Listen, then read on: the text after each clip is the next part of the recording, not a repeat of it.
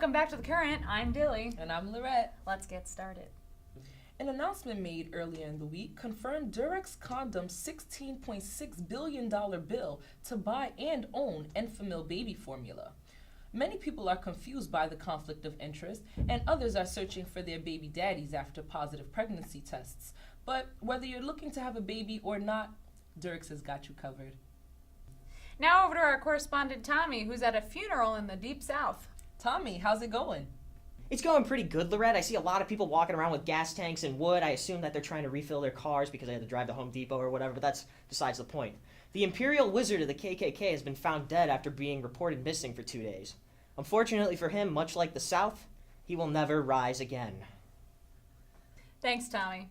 Adele sent a clear message to the Grammys by telling Beyoncé, "Hold up, they don't love you like I love you." While accepting her Grammy for Album of the Year, Adele broke off a piece and gave it to Beyoncé. If we've learned anything from Mean Girls, it's that if you don't deserve it, break your award into pieces and give it to people.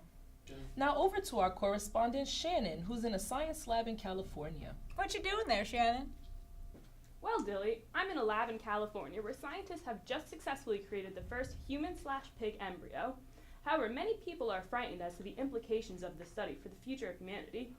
Meanwhile, in other news, a large group of fans of George Orwell's Animal Farm have excitedly begun preparations for the first ever live-action performance of the novel. 45-year-old Jerry Swanson is on thin ice with police after his drunken proposal to a group of Girl Scouts. Usually when a man approaches a group of little girls, he's offering candy. But Swanson had a different proposal, offering the girls a bottle of vodka in exchange for some Thin Mints, of course. Now over to Shannon, who's on a rainbow. George and Amal Clooney have just announced that they are expecting twins.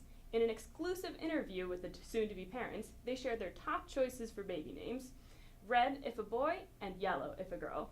When asked how they chose these names, George remarked, "We figured we should grab the rest of the primary colors before Beyoncé gets them. Don't want to be stuck with orange or mauve." Back to you guys. Now over to our correspondent Tucker Carlson. Education Secretary Betsy DeVos has won the Senate election to keep her cabinet position. The Current was able to get their hands on a transcript of her press conference afterwards, where she talked about the results.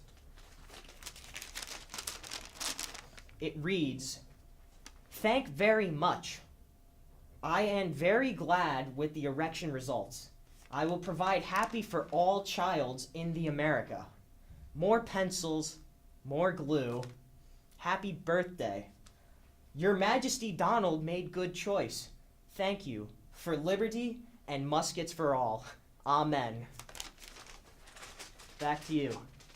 A man who was told for years that he was just fat by doctors ended up having a 130-pound tumor that was removed from him this past weekend. The tumor, which is considered to be the size of a small man, was very dangerous. However, it's nice to see where Macaulay Culkin has been these past few years. Well, that concludes our episode this week on The Current. Catch us next week. Thanks for watching.